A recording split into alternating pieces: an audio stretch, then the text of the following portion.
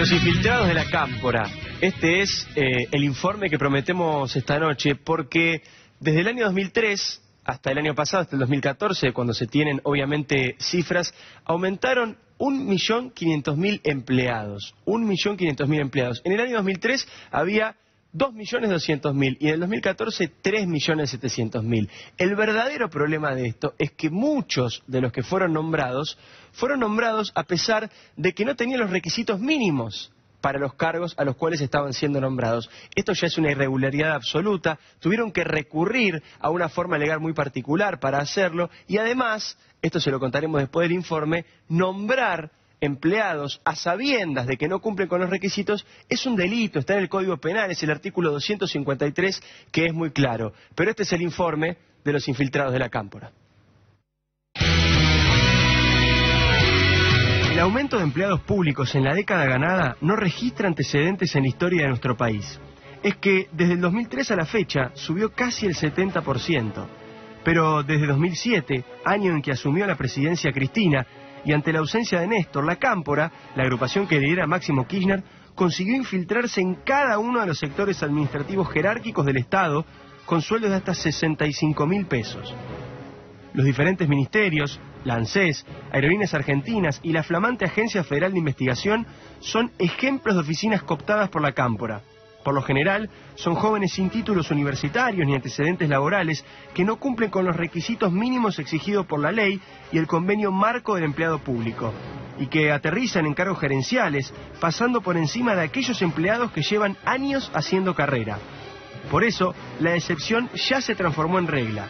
Muchos de los decretos presidenciales que designan a los miembros de la Cámpora como empleados públicos aclaran que se realiza con autorización excepcional por no reunir los requisitos mínimos establecidos en el artículo 14 del convenio, sin atender a que eso está tipificado como delito en los artículos 248 y 253 del Código Penal. Los jóvenes, y ya no tan jóvenes de la Cámpora, lograron conseguir la confianza de Cristina y rodearla. Hasta lo más alto llegaron Axel Kicillof, Guado de Pedro y Mariano Recalde, entre otros. Así, en pocos años, los infiltrados de la Cámpora lograron copar todas las oficinas del Estado.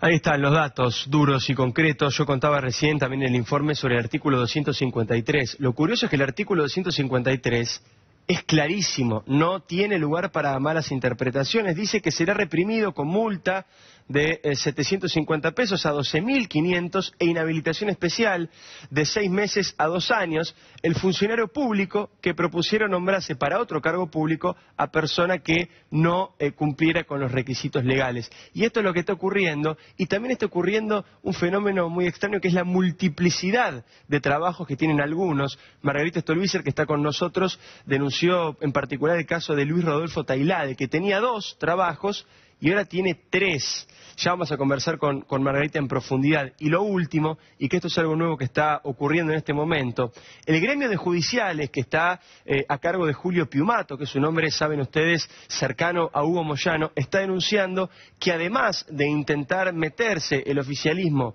en lo que tiene que ver con la relación con jueces y fiscales y nombrar jueces y fiscales amigos, también está intentando, dice en su denuncia Julio Piumato, vaciar justamente el gremio judicial y crear un gremio propio que ya se ha creado, que se llama Citraju, y denuncia justamente Piumato que hay un vaciamiento de su gremio para intentar también cooptar desde el punto de vista sindical a la justicia. Pero insisto con esto, para hablar de los infiltrados de la Cámpora está con nosotros Margarita Stolbizer. Margarita, buenas noches y gracias por venir. Gracias por la invitación. Acá veo varios problemas, pero quería saber, según su criterio, cuáles son los más importantes. Digo, primero, crear puestos especiales para tener militantes financiados.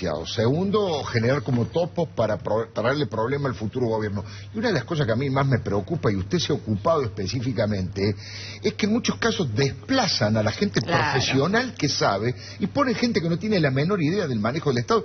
Muchos profesionales de primer nivel que no tenían ni siquiera afiliación política, que eran técnicos, han sido desplazados. Sí, así, ese es el capítulo anterior, digamos. Claro. Se llega hoy a este reclutamiento masivo de militantes que se incorporan al Estado sin cumplir los requisitos mínimos, ni de edad, ni de título, ni de niveles de instrucción necesarios para el cargo que van a ocupar.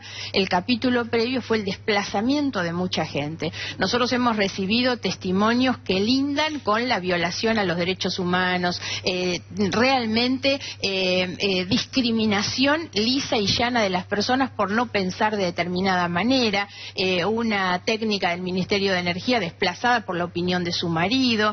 La verdad, situación es terrible. A mí me llamó mucho la atención la cantidad de mujeres, me animaría a decir que el 80-90% de los desplazados en esas condiciones, mujeres, lo que habla además de un aprovechamiento de una situación de vulnerabilidad, mujeres que con 40 años quedan solas a cargo de su hogar sin posibilidad de recomponer su situación laboral. Entonces, esto que es gravísimo desde el punto de vista humano, también hay que leerlo con relación a lo que ha pasado con el Estado, porque atrás de eso hay un vaciamiento de las capacidades estatales. Esto es muy grave.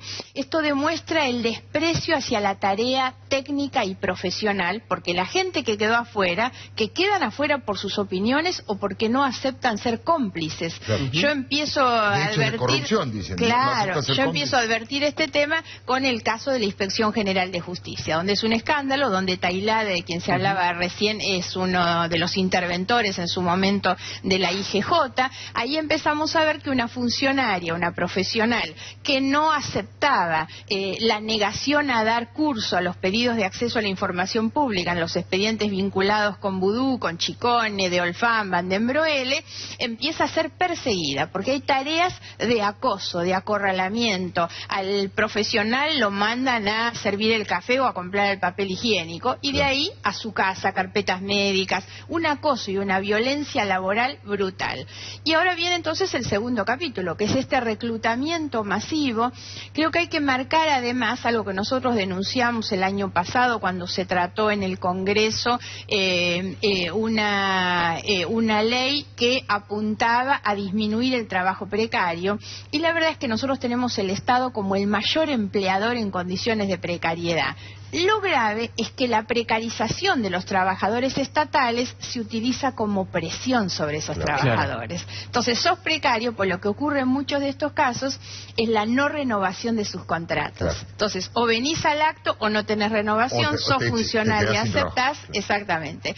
Y entonces termina con esto, que es el reclutamiento de gente que entra en esas condiciones con el requisito que figura en todos los decretos. Nosotros encontramos entre enero y febrero cantidades, y esto es lo que origina la denuncia penal, donde tiene una cláusula que dice directamente se exceptúa del cumplimiento de los requisitos legales. Una autorización excepcional. Exactamente. Se convierte la excepción en la regla, porque esa cláusula la tienen todos los decretos de designación en realidad, y se viola la ley concretamente y también el convenio de empleo público. Y esto hay que notarlo también porque los que pagan el pato son los trabajadores siempre, que es el trabajador que viene remándola, que viene ejerciendo su carrera, aprendiendo, capacitándose, y ese es el que termina postergado para que entren estos. Yo agregaría el tema de la denuncia penal que nosotros presentamos, que no solamente este artículo, a mi juicio hay un concurso de varios delitos en esto, porque obvio que hay malversación de los recursos públicos, hay incumplimiento de los deberes de funcionario público, hay abuso de poder, hay obviamente designaciones o decisiones que se toman en violación de las normas vigentes. Por lo tanto hay una cantidad de delitos. Nosotros hemos presentado por eso una denuncia penal. La gran pregunta es cómo lidia con esto cualquiera que venga, ¿no? Cualquiera que venga a partir de ahora, sea quien sea, o por ejemplo, si usted, Margarita Stolbizer, es presidente, ¿cómo se lidia con esto? Solamente removiéndolo. Esto que se está haciendo es dejar un campo minado para el que viene, y esto tiene intencionalidad política. Porque esto es lo que hay atrás. No es solamente buscar una trinchera para que tengan un trabajo y un sueldo a fin de mes la cantidad de gente que entra. Esto es dejarle un campo minado al que viene. Por lo tanto, nosotros hemos hecho esta denuncia para no convalidar lo que se está haciendo, porque lo que se hace obstaculiza cualquier buena intención de cualquier gobernante. Yo siento que uno de los compromisos o de acuerdos básicos que la política debería hacer de aquí hacia adelante es obviamente una reforma del Estado que nos devuelva el sentido de la carrera, sobre todo dentro del Estado, del mérito, de la profesionalización de la tarea, pero esto hay que sacárselo de encima. Estos son obstáculos al ejercicio de la buena gestión y por lo tanto deben ser removidos. Margarita, vamos a invitarla otro día en su condición de candidata a presidenta de la Nación porque queremos escuchar sus propuestas y todo lo que tiene para el país. Le agradecemos muchísimo que nos haya hecho este aporte para esta investigación que hizo Diego. Gracias a ustedes, muchas gracias. Muy amable, no se vayan, todavía falta el Fernet, falta las críticas que nos tenemos que hacer. Él me dice que yo me equivoqué, él se equivocó. ¿Qué fue lo que salió mal? Por ahora parece que no tanto, ¿no es cierto? Enseguida se lo contamos. Seguro que sí.